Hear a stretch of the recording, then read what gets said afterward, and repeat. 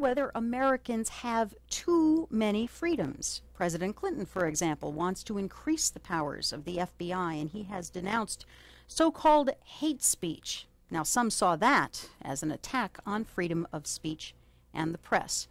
Which brings us to a very interesting question right now. Is the U.S. Constitution outdated?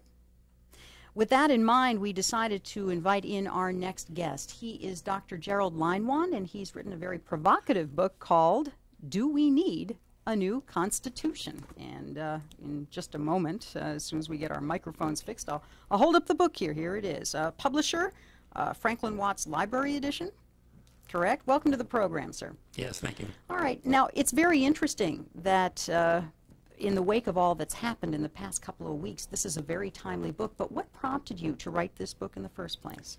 The idea for the book grows out of, for one thing, the audience for which it's written, namely a non-specialized audience, people who would like a kind of first pass at a controversial issue, and this gives it to them in non-technical language.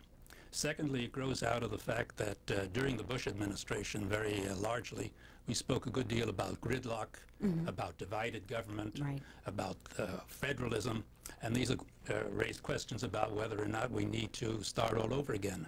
Well, let's go back to history now. I happen to think that the Constitution was a gem of a document drafted some 200 years ago. My initial response would be, no, of course it's not outdated. It's practically perfect. Do you think we need a new Constitution?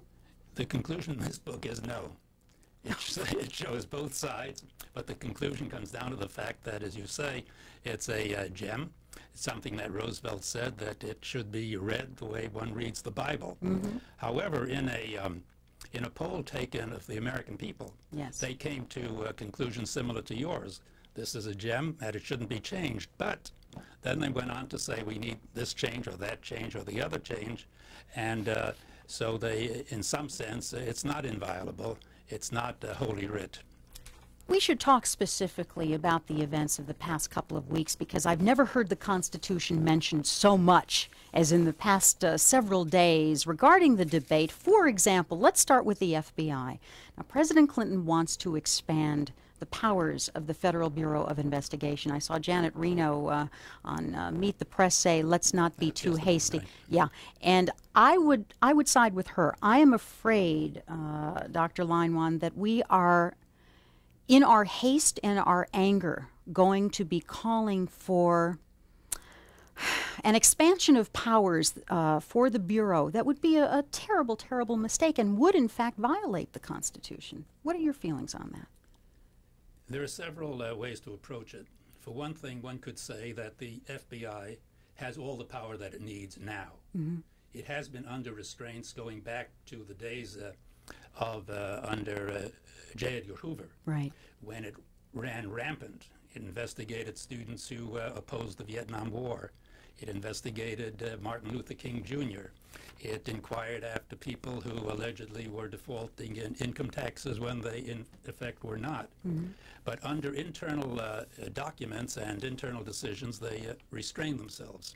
So I would think that the first thing to do is to examine whether or not the FBI indeed has enough powers now. Well, what the president wants to do, I believe, is to have the feds get more power in gathering evidence against groups that may not have done anything wrong, just groups that they think are suspicious. Right, maybe they read a newspaper article and they say, you know, let's watch this particular organization. Problem with that, constitutionally? Well, the problem with it is one that many of these groups have innocuous sounding names. And in his proposed legislation, he doesn't make a distinction between those who are really maintaining and supporting what we might call private armies and those who are genuinely raising money for a respectable cause. In addition to that, the pattern of fighting international terrorism is not identical with the need to battle domestic terrorism. And I think his legislation, or the proposed legislation, tends to obfuscate the difference between the two. Let's go to something else the president said in the wake of the terrorist attack on the federal building in Oklahoma City. He didn't ban hate speech, but he did say we need to tone it down.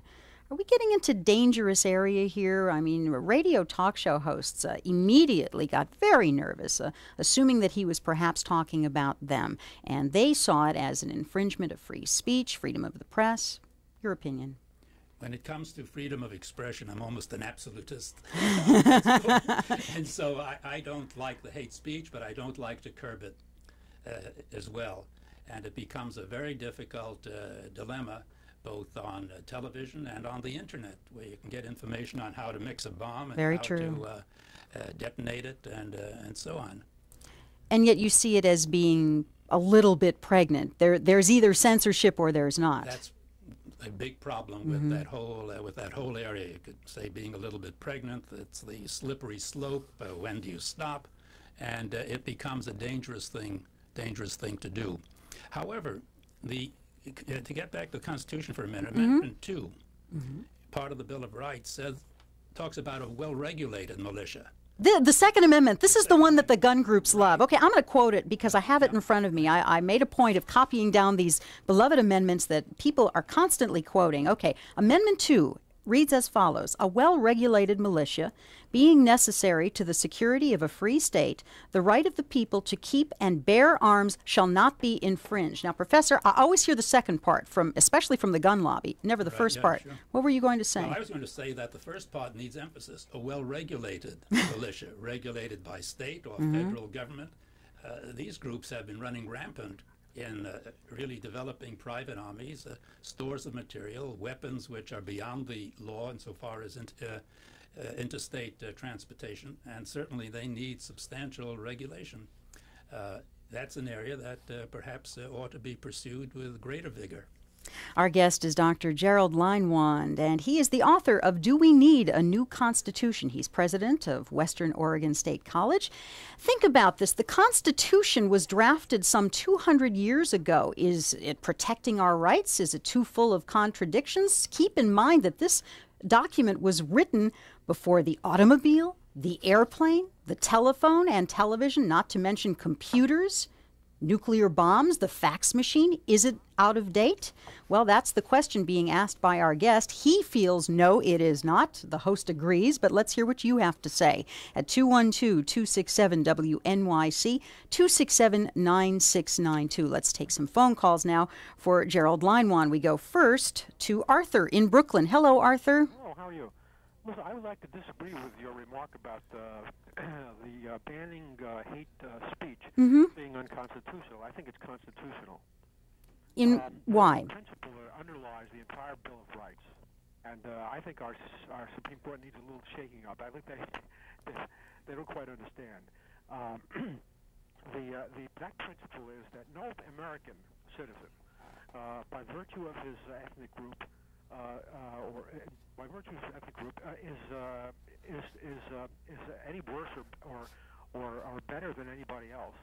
And any speech that suggests that that's true is injuring that person. Okay, you know what? I'm going to interrupt you because I want my guest to put his headphones on so he can hear your question. I think they're over there. There you go. Okay, the question was about hate speech, and Arthur from Brooklyn thinks that banning hate speech is not unconstitutional? No, just pick it up from where we left off. The First Amendment, by the way, do you have it in front of you? Me? Yeah, you? No, I didn't think so. I know enough of it. Okay.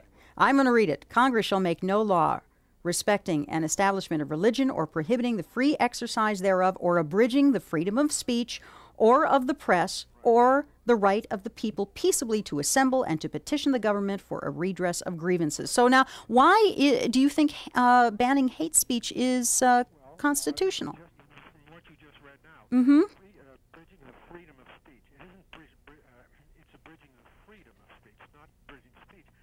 What is the freedom of speech? The freedom of speech is limited by the fundamental law of the Constitution, the underlying principle that no individual, simply by virtue of his ethnic group, is inferior or in any way to any other individual, either worse or better, or more honest, more intelligent, or anything like that, and to try to inflame the populace against that person is to attempt to injure him. So I don't think that's a freedom that our Constitution would support. It's not the speech itself, it's the freedom to speak that way. There is no freedom to injure anybody. What about it, Dr. Leinwand? There is no freedom to injure anybody, but in the area of speech, there's a narrow line between when does speech become action, and it's finding that level that we resort to the courts and decide on an individual basis. It's very hard to lay down a very clear principle that would pertain to all situations all the time, and it's that very tension that really makes democracy possible. But I don't think that I disagree with that. That's the Supreme Court's interpretation. But I don't think the Supreme Court's interpretation is correct. It's not the action. It's the I'm injured even if no action is taken against me. Even if my neighbors are persuaded to think badly of me. That's injury also. I would also disagree with you about the other amendment about the guns. A well-regulated militia. Now it's true that the Declaration of Independence sort of supports the idea that Americans should be able to overthrow a government if it should become what's the word? If it dictatorial or in some way abridge our civil rights, take too much power to itself. So why is the Second Amendment not accurate for you? Well, I don't think that there's any possibility that small arms are going to possibly overthrow this government. Okay, let's let our guest respond. There are some 30 such groups. Were they to get together and deny opportunity to everyone else, we would have a dictatorship. It's not that these groups are looking for freedom; they're looking to take freedom away. They're hostile to every conceivable thought that contributes to democratic behavior.